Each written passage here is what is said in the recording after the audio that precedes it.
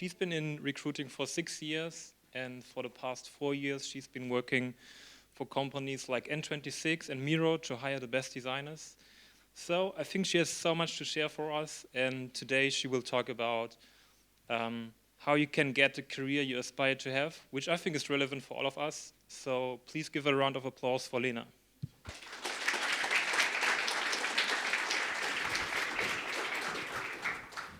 Thank you. That was a big cut of me on the picture. So excited to be here. Is it working? Cool. So I must tell you, I've been practicing and rehearsing what I'm going to say when I just come on the stage because I feel like it's so important to open. And I want to say I'm so humbled to be here because I'm the only non-design speaker. Where are you going? No, please go back. But now, by listening to all these talks and this incredible panel, I truly mean it. I'm so humbled to be here because all the insights are so incredible, and I feel the quality of the talks and so much passion have been described and discussed here. And it's truly amazing. And every time when I get so inspired and get so deep into all these insights, I really understand that all the time that I've spent in design is just so worth it. And it's such an amazing space. I must tell you, though, 4 years in design, touching any part of the design world and product design, user research, and creative, I have not designed even one wireframe. So I must confess and tell that it has not happened. I have, however, designed lots of amazing teams, very strong, very talented, very diverse teams as well. And the deeper I would get into recruitment as a discipline and also design, of course, as a discipline, I would see that we all share a lot of things in common. We care about the process a lot, and we like to iterate on the process and make it different and A/B test and make it faster and cheaper, but still really kind of deliver the value to the end user. We all care about the end user a lot. In my case, it's candidates. In your case, it's the users and the customers as well. But my perspective really changed a year ago. We all know that the layoffs began, and they happened quite suddenly, and then everyone started firing people, and we're not talking about that here. But I started to mentor lots of folks, and the more of those mentoring sessions we kind of held with how to find a new job and how to land the very first job, or, okay, I worked in design for 10 years, and maybe the last job wasn't necessarily what I liked, and I don't know what I want to do next, right? I don't know where I'm going to go, and now the market is so bad. And the more throughout those conversations we kind of went, the more I understood that I am given a rather structured kind of consultancy background of things that what kind of steps you can be doing. And I asked myself, if we are so good at designing processes for product design, right, and product development, and if we're so strong in designing processes for recruitment, why can't we design a proper process for a job search? And that's how the talk was born. Let's go. No? Next, please. All right. Who am I to actually share all that? I want to build a little bit of credibility because, as I said, I'm the only non-design speaker here. I'm not going to tell you too much about myself. This is my LinkedIn. Of course, I want you to all scan it or maybe find me afterwards. But in very short, I used to be a product design recruiter. I am a user researcher now, so I actually transitioned through this very painful internal process myself. I'm very passionate about being a LinkedIn writer. I don't like the influencer word because we all know some of them not so great. I'm a mentor. I'm a speaker as it appears. But I do all of that basically with the same purpose. I really want to humanize the way how we look at our careers and really try and make you believe that your careers and your future is in your hand and not only in the hand of a mean recruiter, bad hiring manager, a poorly designed portfolio, and all of those things that sometimes do become circumstances for us not to succeed in the way how we want. And, oh God, it's totally happening. Next, please. I want to get a little bit of your participation. I know we just ate and listened to this incredible panel, but I really want us to start moving a little bit. I have 3 questions, and literally we'll take just 1 minute for that. But if you are now looking for a new job, and you are very active on the job search market, could you please raise your hand for me? Yeah, 2 hands, okay. Good luck, guys. 3 hands, love it. Okay. Please raise your hands now if you were on the job market in the last 12 months. Yeah, good, very good. Thank you so much. And now, I know it's a bad research question, by the way, because I'm a researcher now, but I have to ask it just to kind of get the pool. I want to understand who thinks they will be on the job market in the following 12 months. All right, okay, let's talk to you. Love it. So the last ask that I have, and I promise I'll leave you alone, I want you to raise your hand if you did raise your hand answering to one of the questions. Higher. Nice. Okay, love it. Thank you so much. I think what's interesting here that we kind of distributed 50 by 50, right? Like, it's not necessarily as many hands as it could have been, but it's half of the audience. The conclusion that we can make here is not, that the layoffs are somehow impacting the market or anything like that. This is not the essence of the talk. The essence of the talk is that whether you feel it or not, even by seeing the raising hands, it is super busy out there, right? Recruitment has never been and has never seen the volume that it is seeing right now. Recruitment teams got cut off by 30, 50, 100% in some cases. And now we really shifted from headhunting for our candidates to screening CVs and portfolios, right? We shifted from trying to catch candidates on LinkedIn now to ignoring them and saying, please leave me alone. I see it, but I cannot physically process all of that.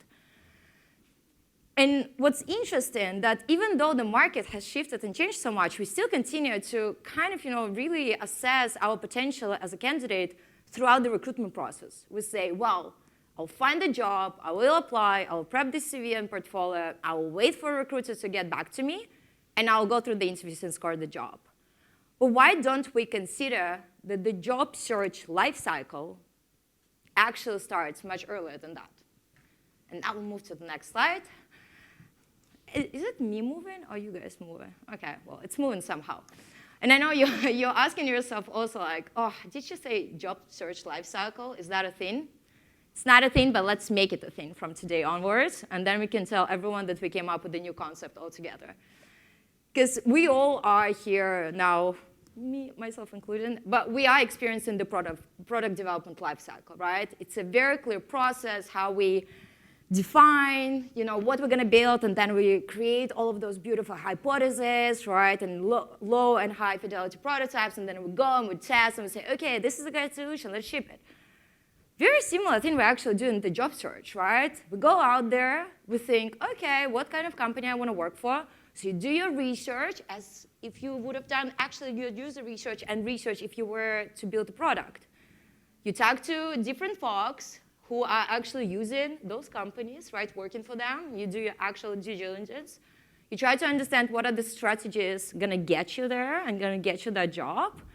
So you validate and devalidate your hypothesis of whether or not you are a good candidate, and then basically you launch, right? So either you sign the offer or you actually change it.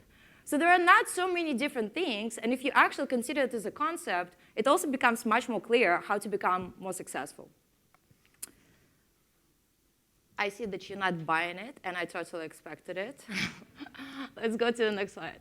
So I actually, for that reason that you are not going to be buying it, I mapped it out for you. So on your left-hand side, you will see basically that part. This is the product development lifecycle that we are using here at Miro, right? So we go through a discovery stage and then define, we design, we build, we ship, we maintain, and then we sunset a product, a feature, whatsoever. If you are a candidate and you want to go for a new job, I suggest that we actually review the same stages. I know it's a lot. It's 7 of them. Does it have to be so complicated? Possibly not. But also remember, there is no one fits all, right? But I personally would go for discover, define, I would design. Instead of build, I would connect, because we are talking about building networks and jobs and careers. You could apply, then maintain, and then sunset. And so the following 10 to 12 minutes, depending how fast I will speak, I would love to go through all of those stages and explain you what they mean in the product development lifecycle to us as a company, what they could mean to you as a candidate, and what kind of steps and checklists you could actually do in order to see how you're tracking towards them. It's sort of working. OK, great. So the discover stage. In the product development lifecycle, we would gather the high-level data, basically, to understand the potential value and the likely cost of our opportunity. And is it worth pursuing what we want to build, actually? Very similar to the recruitment process and to the job application process, you would understand what kind of market you're in, right? Because quite often when you actually were working and either got laid off or you just graduated from the university, it's harder to understand like what are the dynamics, what is happening around, how active is it, and things like that. You would also need to understand what are the valuable connections that you already have and you may have as well in the future. And of course, you want to understand what does it take to actually score that job that you want. So if I were a candidate right now, I would ask myself the following questions. What roles are on the market?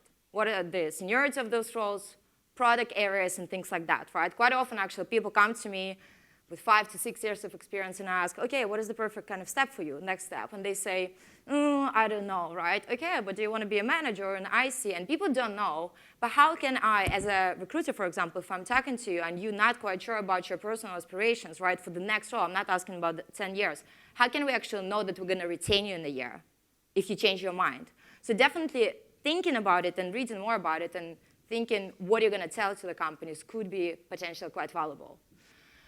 What kind of company do you want to be a part of, right? Is it a startup? Is it a very corporate kind of environment? Because in the startup, as we all say, you would have to wear lots of hats. And of course, you would get a lot of exposure to different problems, where in the corporate, you would have a more steady and more calm as well, in a way, development. And there is absolutely nothing bad about it, right? Because we've all heard about the great consequences of the hyper-growth environments. What kind of skills employers are looking for? We are talking a lot about design systems today. Obviously, accessibility is a big thing. AI is a giant thing, right? So like, what are the skills that are actually trending there? And can you develop them now to actually be successful afterwards? Who is hiring for those roles? Who are the people? Who are the decision makers? Recruiters, hiring managers, founders, whatever you want to kind of, whoever you want to connect with. It's absolutely amazing to have those people now, even if you're not looking for a next role right now. Who is getting those roles? This is actually a very interesting concept to see whether the company is advertising what you're going to see.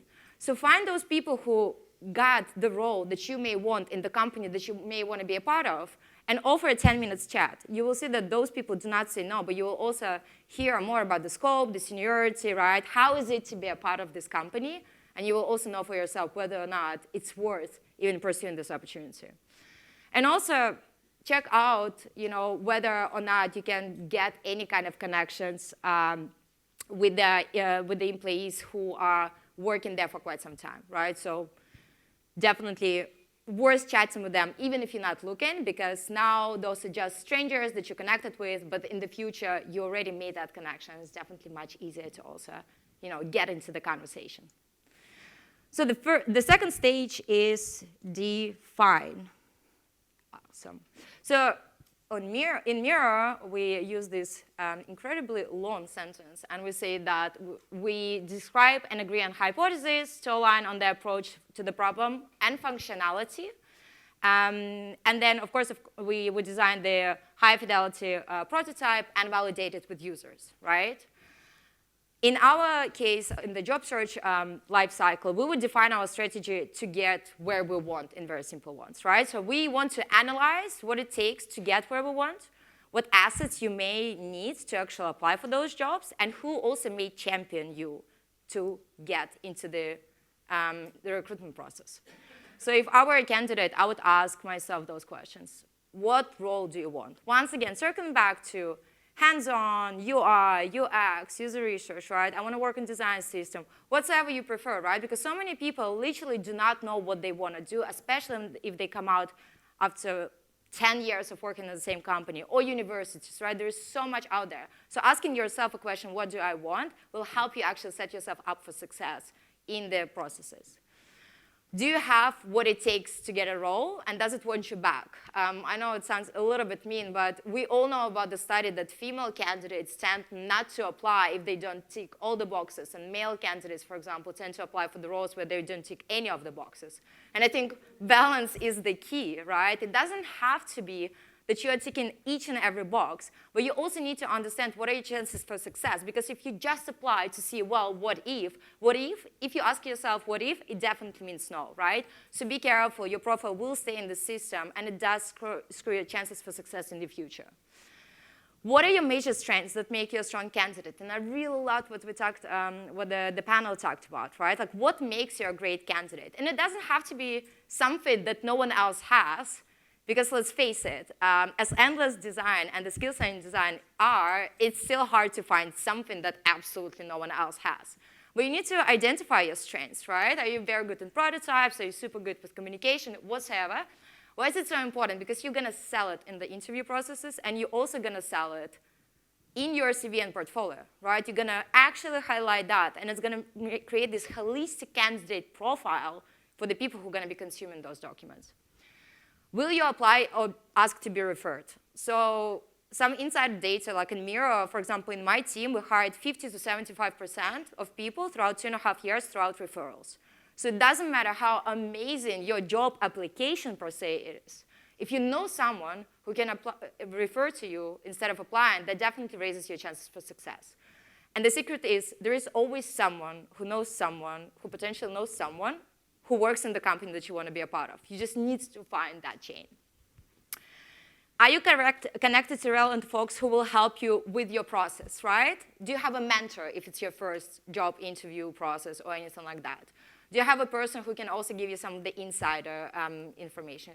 Do you have a friend who just gone through the processes and can give you also kind of, what kind of questions companies are asking, and how they were assessing their portfolio sessions or anything like that? Okay, how many and which companies will you go for? It's incredible, and also, do you have time for it? Is it a good time for you? It's incredible that people apply to hundreds of companies, and they actually inflate that market as well, right? Like people, and I understand that, like the market has been super tough, but like candidates nowadays tend to apply to hundreds of companies, reapply in 2 weeks, then follow up, and then when you reach out to them, they say, oh, I'm sorry, I have 6 weeks holidays, so how about we talk in 3 months? We need to be careful with that. Be strategic. Sometimes it's once in a lifetime opportunity to actually talk to this company for this specific role at this moment in time in the market that we are in, right? So if you don't feel that you're ready to actually invest into the conversation, I would definitely suggest not to waste your chance in this regard. Okay, so we're going in the most controversial part of it, and then it's not so much because design, right? So this is where we basically produce all the necessary visuals, interaction, user experience designs, and we actually go and test our solution, right? And so very similar to that, we design the assets that are requested by the companies that we identified as P1 companies that we want to apply, and we use them to present ourselves. I don't know whether it's the best kind of list of the assets that I would have if I were the candidate, but I always recommend paying attention to CV, portfolio, and also your LinkedIn. While you're designing your CV, I honestly don't know why there is so much struggle on the market, and I really hope this is gonna help. Because first of all, like your first and golden rule for creation of CV, like people need to be able to read it. And it's insane because I've been working in design recruitment for 4 years, and you cannot imagine how many CVs I've seen that I could not read even one word. Who said that it has to be 1 page? No one said so, right? So, okay, let it go. It's old school. It's fine if it takes 2 or even 3 pages, but it needs to be accessible. If it's not accessible, it's a design problem, right? And that's where your skills are being questioned as well. Do your job titles make sense? Lots of people actually have job titles that have 5 to 6 words in it. Strategic, UX, product design, architect, consultant, things like that. Don't try to say what you've done in your title. Call yourself as the companies are looking, because you will help them to also discover you, and then create the bullet points that describe what you've done. Does it speak to your relevant experiences and impacts, right? Those bullet points. Do not describe your tasks. Facilitated workshops, collaborated with stakeholders. Okay, don't we all, right? So that doesn't differentiate you as a candidate. definitely think about the impact that you've delivered, right? Like, what have you done to make that design, that process, that delivery better than it was? Is it in chronological order, right? Lots of people love starting with like high school. I definitely would not recommend, right? Start with the newest, the freshest experience. Most likely you are the most senior in this experience, most likely the most relevant one for the role that you're applying for, and continue going backwards. That's mentioned timeline, location. I think that's all quite clear as well. Like, I need to understand where and for how long you've been. Does it include your address and picture and marital status? People love using all this space on the page and then saying, oh, but I cannot fit it in, right? Yeah, well, because your picture takes half of your CV. Take it out. Don't let people actually be biased towards what you put in it, right? Equal your chances for success. Does it look nice? That's also a good question to ask yourself. Use the CV builder. Now we also have AI. It can even find for you the links to tell where and how to put it, but please make sure that it actually looks nice. I also brought this example, and I hope it doesn't sound mean that I'm going to read it, but this is something that I've seen just recently on LinkedIn when the person said, I hear you. I've been rejected without an interview for a position that were a perfect fit for me because I didn't have the exact skills. Is there a loss, to be fair? But sad it happens so often. Getting older, I do prefer working for people I can trust and who really want me on board, though. What's interesting in this comment, and I understand the pain, and as I said, like, the market is very, very hard. But I have a question. Who designs your CV? Isn't it you who design your CV? If you know that there are exact skills that the company is looking for it, and you are an ideal candidate, why don't you put it this way? Why don't you describe your experiences in the way that they want to see it? If you can prove it, it's absolutely fine, right? And the second part to it, of course, as well, we all have to remember that recruitment processes and the job search processes and working for the company is still business, right? We stepped away from we are the family, right? Because the layoffs hit us quite strongly. How can the company trust you if you've never actually collaborated together? I think we all need to take out this sentiment and understand we're here building our careers, but this is not necessarily friend-to-friend relationships or anything like that. We have to prove ourselves and to get that recognition afterwards. Portfolios. I'm wearing the same shirt, so you can recognize it's totally my hand. I took this picture especially for you to see how I feel about it. Is an up-to-date portfolio relevant? Yes or no? Who thinks it's yes? Yeah, good. Who thinks it's no? It's OK. OK, neutral. We have some people neutral. I also think it's super relevant, right? But I think the major question to ask ourselves, how do we define portfolio? Because people are so scared of that word. Oh, portfolio is the website, right? And I have 6 case studies, but 10 still need to be done. It's really not that complicated, and I don't believe that you have to put so much effort in actually putting it together. First question that you need to ask yourself, once again, is it accessible or not, right? People love putting the links to portfolios and then not giving the passwords, right? And then it's like you're opening the job with pickles, but it doesn't open, right? It's a design problem, truly. The format of the files doesn't matter, right? People ask me a lot, do I need to use Figma or Framer or Peach or whatsoever? It really does not matter. It just has to be good. The content does matter, right? And when you build those 2 to 3 case studies, not even more, you need to think about the product and the space where you were. What was the problem? I want to understand how you understood that it was the problem. What was the space, right? Your role, your team, your timeline. Process, user research, final solution, visuals, and then the impact. And this one is very important, right? Because there is still such a big ongoing conversation. Well, we're designers. Why do we want to talk about the impact? It's not in some instances, potentially it's hard to find the impact of design and make it so kind of digestible and real. But if you are working on the acquisition funnel, or if you are working with some B2B product, there are opportunities to actually connect it to the OKRs. At least show that you want, right? And the company will definitely see that. But this is what makes the application nowadays successful. And then LinkedIn. I'm not telling everyone that we all should start writing on LinkedIn. If anything, I actually don't think we all should start writing on LinkedIn. But after Twitter shut down, lots of people began. And we are in the situation when there are lots of opinions, right? But they're not backed up necessarily by the experiences. Or they're not helping candidates to actually power through, right? We have lots of people who say, oh, yeah, forget about those portfolios. It doesn't matter. But do they get you a job? Or do they just share the opinion that you identify with right now because it's a painful experience? So be careful with that. But the suggestions that I can definitely give you is make sure that your LinkedIn is very much similar to your CV. right? It's the same document. It's trying to actually reflect the same experiences. So it's important that it looks quite similar, or if not the same, why not? Are you active? Who you following? Who you commenting? What are you writing? Why is it important actually not to, to think about it? Because I do see lots of candidates who apply to our jobs, but then they also engage in a lot of very toxic conversations about, oh, this recruiter, this and that, didn't do. And that makes me wonder, do I want this candidate to talk about me like that, right, after something doesn't go well? And it's a human interaction in the recruitment process or the job search process, right? So things can go wrong. So if you actually engage in those conversations, you have an opportunity to quite, simply say, and destroying your personal brand as a candidate, and it is important.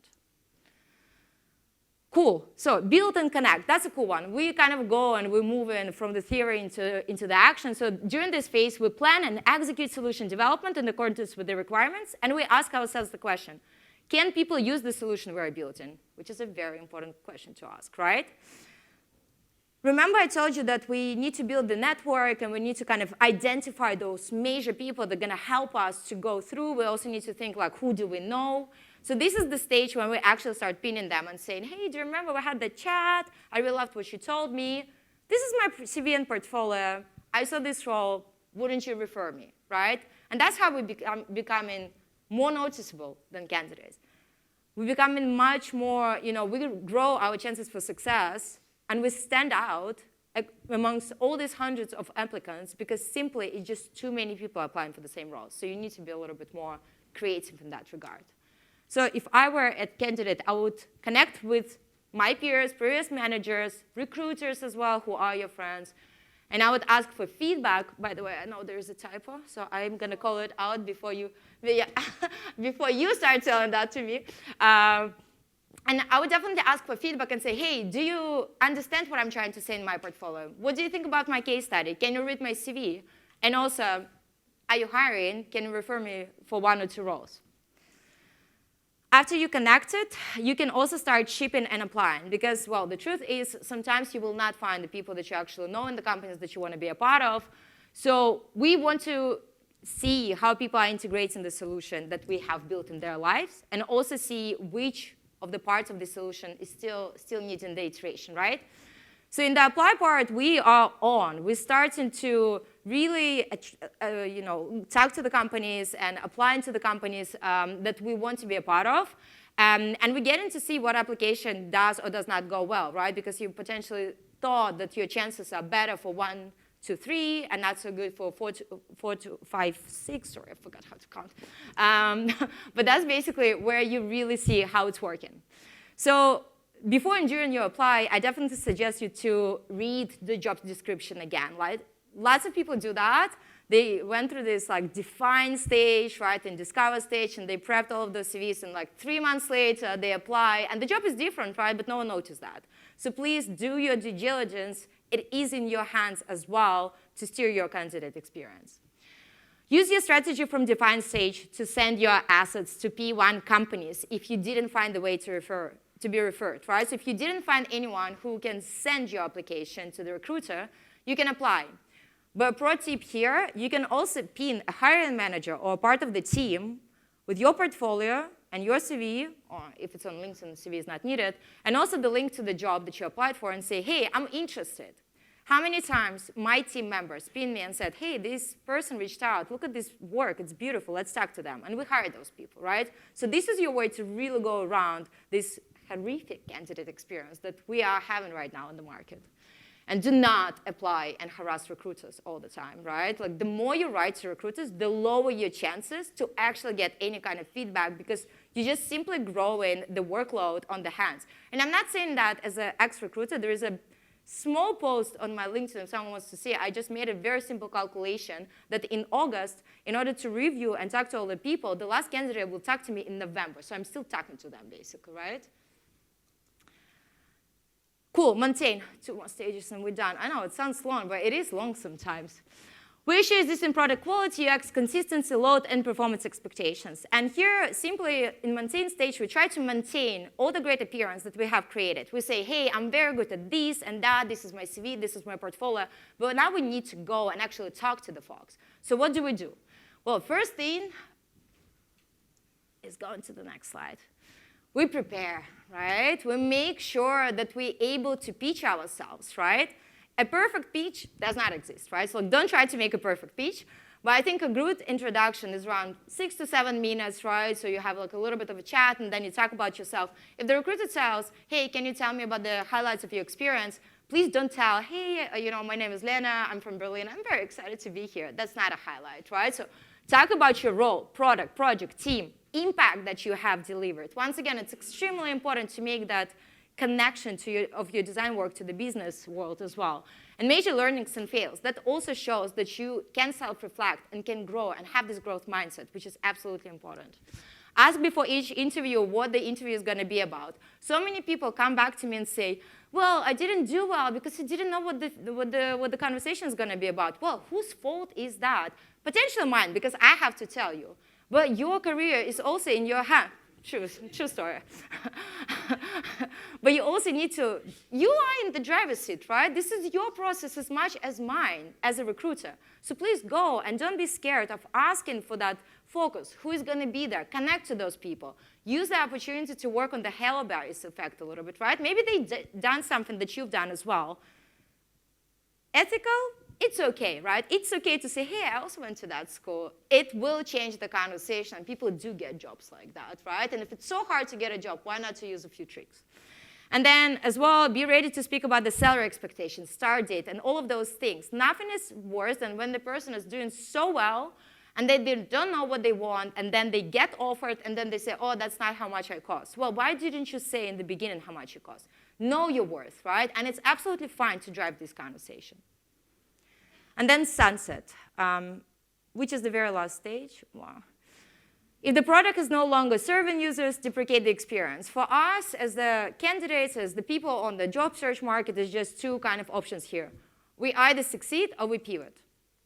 If we succeeded, as simple as that, we want to update the companies that, hey, I got a job, I signed the offer, thank you so much for your time.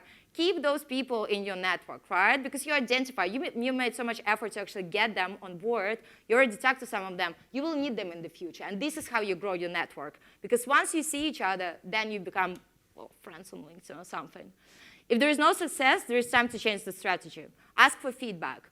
So many people say, oh, I asked for feedback from this company, but they never got back to me. Well, because there are hundreds of people. Why don't you follow up? There is absolutely nothing bad about following up.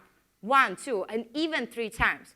While you're following up, you can also say that you are very much open to any kind of feedback on your soft skills, communication skills, your hard skills, your design skills.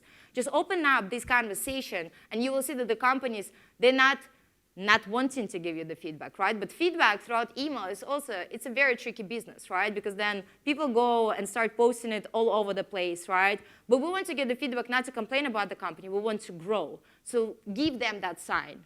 Review your CV and portfolio, any changes needed. Apply to P2 roles as well, right? Because we prioritize some of the roles, it's okay, but just don't apply to everything at the same time. And if 2 to 3 months passes, and I know it sounds horrible because it's so long, but sometimes the processes do take time, you can apply again. Because things change, role change, expectations change. You change as well as the candidate, so it's absolutely fine. Whew, so 7 super long stages, I understand. And putting it on the paper, when I put it on the presentation, I was like, damn, what am I saying? It's already confusing, right? I'm confusing people even more. But the truth is, I think we all should have a strategy, and we all should be really able to drive our careers where we want. And even if not after the first, or the second, or the 10th process, you still have the chance to design your future and be responsible for your career. So good luck.